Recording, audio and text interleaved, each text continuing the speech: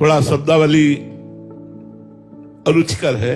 एक कुत्ता सूखी हड्डी को लेता है, दूसरे कुत्तों को देखकर सोचता है कहीं मेरा स्वादिष्ट आहार छीन न ले, भाग के जाता है और एकांत में उस हड्डी को खाने की चेष्टा करता है।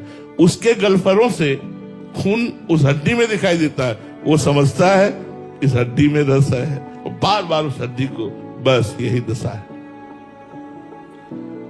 हम अपने भ्रमात्मक बुद्धि होने के कारण अपने ब्रह्मचर्य को नष्ट करते हैं, अपनी जितेंद्रियता को नष्ट करते हैं और मुझे लगता है उसमें सुख है।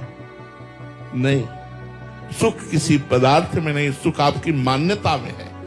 ध्यायतो विषयान पुंसास संगास्ते सुपजायते, संगास संजायते कामा, कामात क्रोधो भी जायते, क्रोधात होते सम्मोहा,